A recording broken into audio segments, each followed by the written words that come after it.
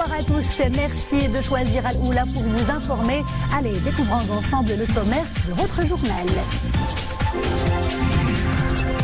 Le Maroc veut sauver le singe magot, une espèce en voie de disparition à cause du braconnage et du commerce illicite. L'avertissement émane du Haut Commissariat aux eaux et forêts et à la lutte contre la désertification.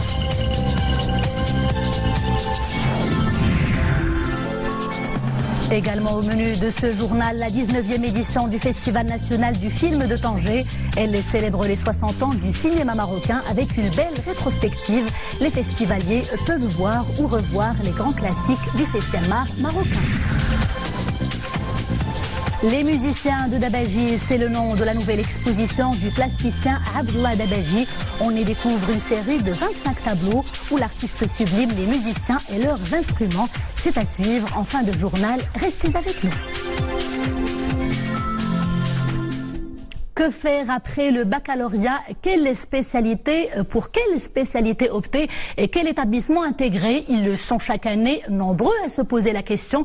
Après avoir décroché le précieux sésame, eh bien, les orienter pour mieux choisir est justement l'objectif des journées Voix de l'excellence.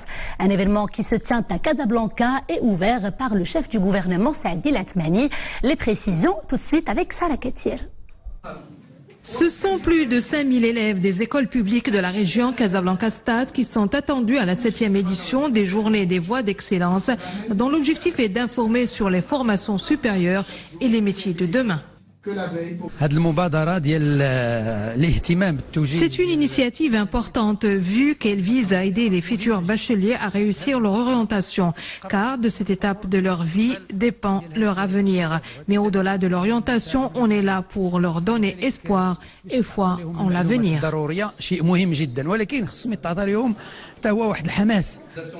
Et pour que l'orientation ne soit ni intuitive ni improvisée, les journées comprennent conférences mais aussi des stands d'écoles supérieures publiques marocaines et étrangères. Ce forum il est très intéressant puisqu'il nous propose plusieurs variétés de choix par rapport aux écoles auxquelles on pourrait accéder dans l'avenir. Dans ces 2 jours, il offre à des milliers de jeunes, majoritairement de l'enseignement public, d'assister à plusieurs tables thématiques spéciales, des carrefours, des stands d'école, des métiers d'entretien personnalisés.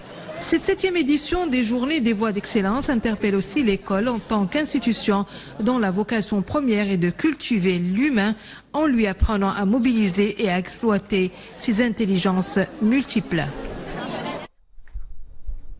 Un week-end pluvieux avec des averses orageuses localement fortes et accompagnées de fortes ravales de vent.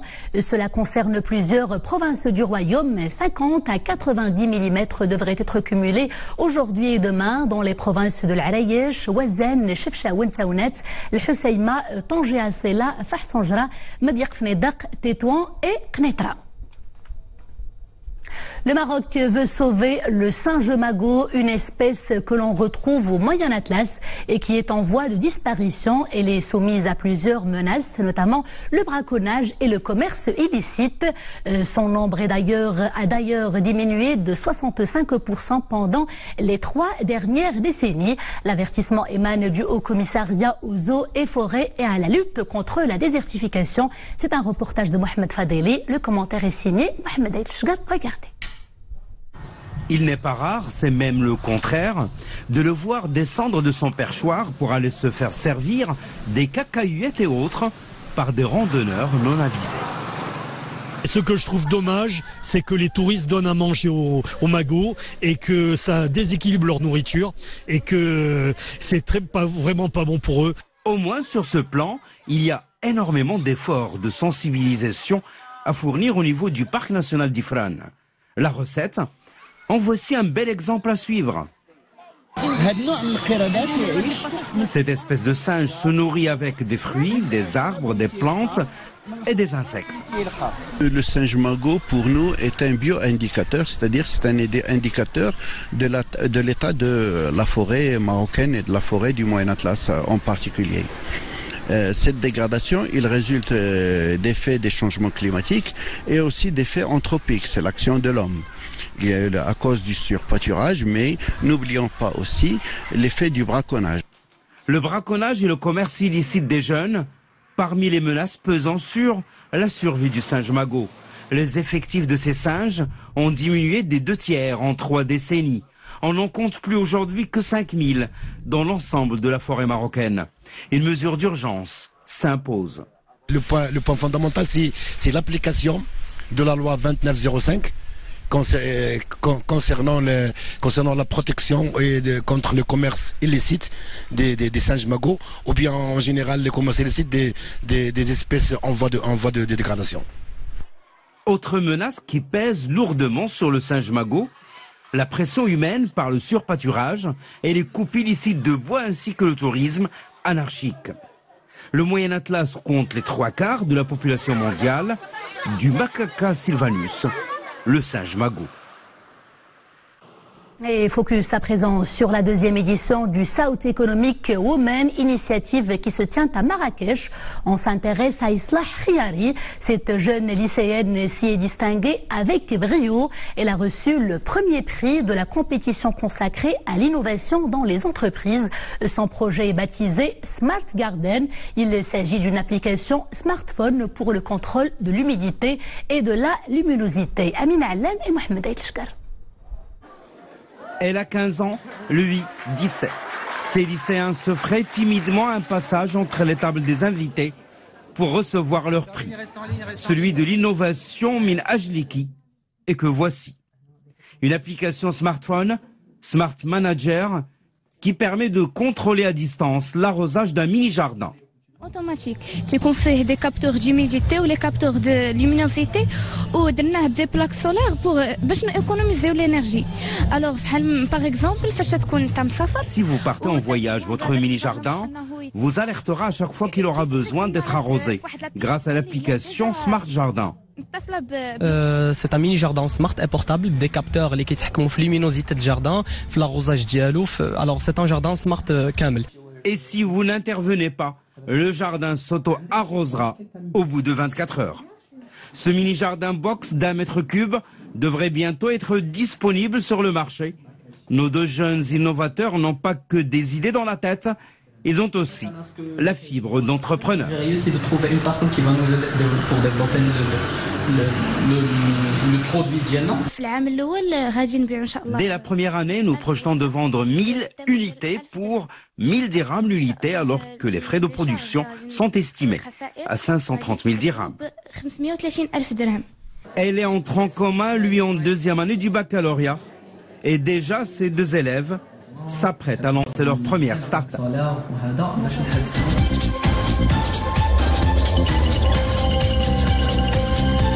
On ouvre à présent la page monde de ce journal.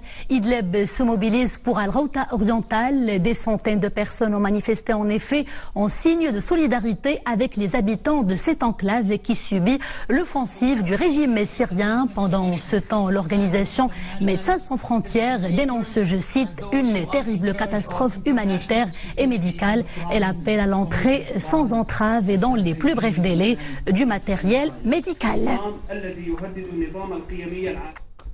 Retour à présent sur le tremblement de terre qui a secoué, souvenez-vous, le 26 février, une zone montagneuse de la Papouasie-Nouvelle-Guinée. On en reparle puisque le bilan de cette catastrophe naturelle s'est alourdi. Les autorités locales dénombrent à présent plus de 100 morts et des milliers de blessés et de disparus.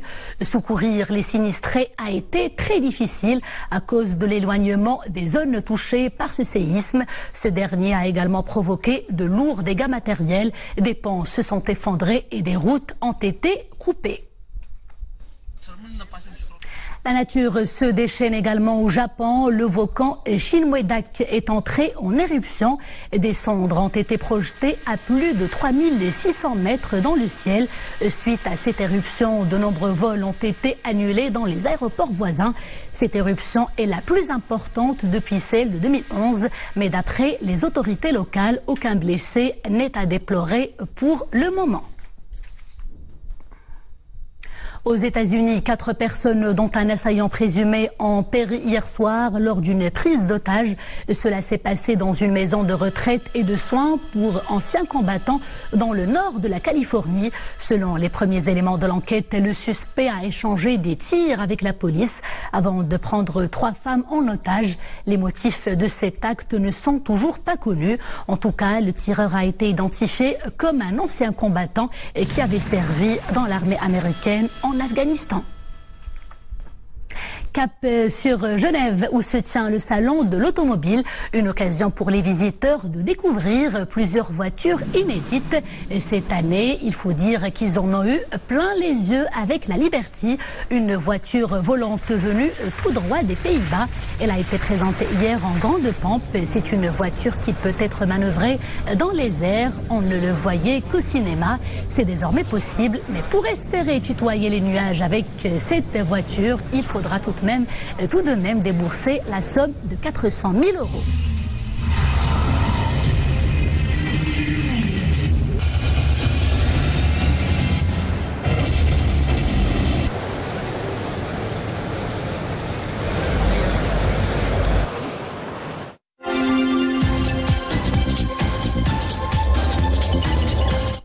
Allez, retour à l'actualité nationale. On en sait un peu plus sur le programme de l'événement Women's Tribune qui aura lieu le 16 de ce mois-ci à Essaouira.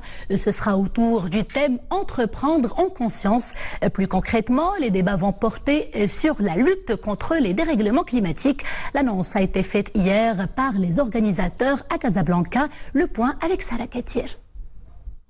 Le Women's Tribune choisit la thématique Entreprendre en conscience pour sa 8e édition.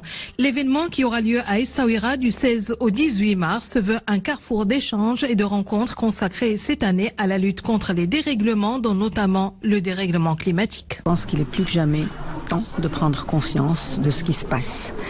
Non seulement au niveau environnemental, ce que tout le monde plus ou moins a bien compris, mais beaucoup de choses sont en train de changer et doivent être prises en conscience. Toutes les décisions que nous prenons désormais pour notre vie sont à prendre en conscience. Chacun, à son niveau, doit faire quelque chose pour que l'humanité continue d'exister.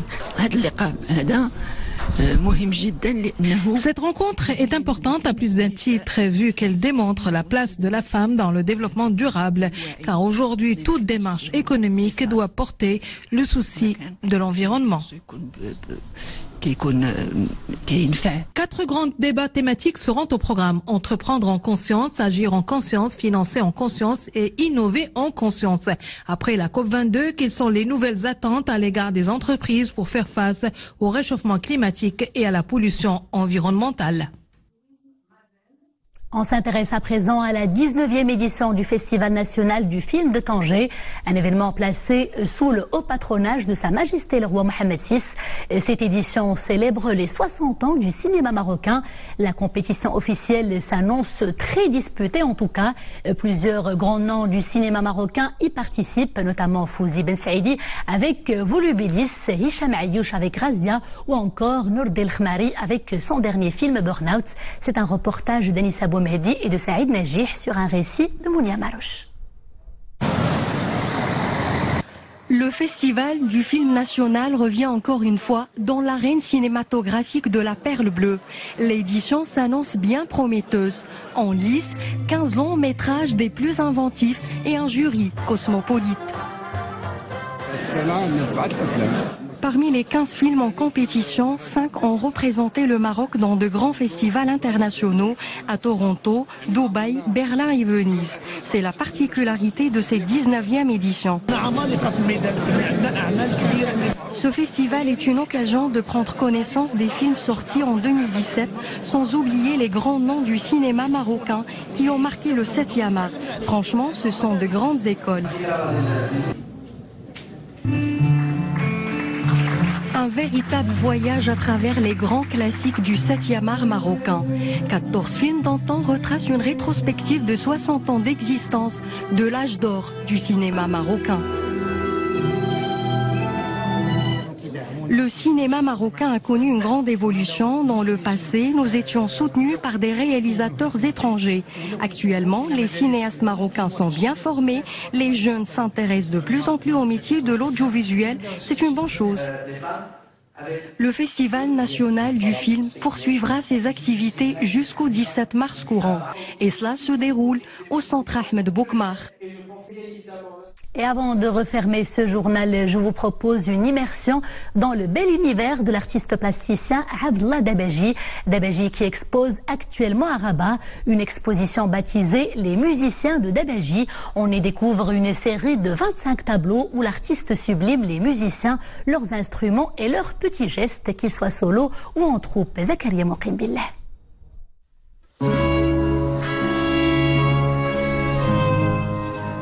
Un travail pictural entièrement consacré à la musique, des solistes, des instruments et des ensembles orchestraux.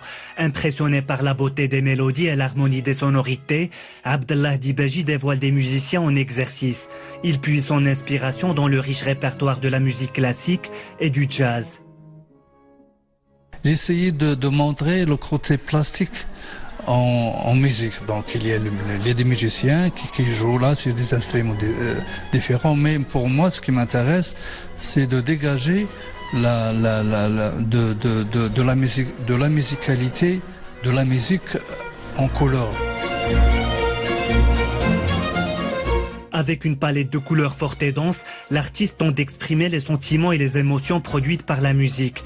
Il utilise des traits délicats et des touches vives ou adoucies.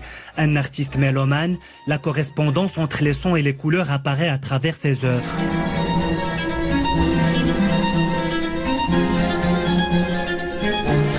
Il y avait ce côté inédit donc de transposer ses sensibilités au travers de la musique. C'est la première fois donc qu'il a fait ce type donc de travail, les musiciens, la musique et en harmonie avec les arts plastiques. Donc c'était quelque chose que nous voulions offrir au public rabatais.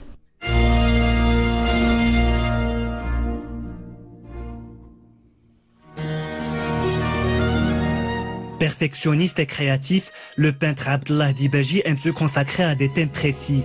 Son travail est le fruit de techniques artistiques subtiles.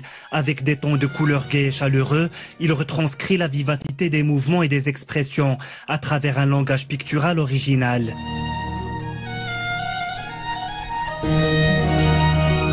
Voilà donc une exposition qui fait voyager et qui vaut le détour. C'était donc l'essentiel de l'actualité nationale et internationale. Merci d'avoir été des nôtres. On se retrouve demain, toujours avec grand plaisir. D'ici là, portez-vous bien et agréable soirée sur El Oula.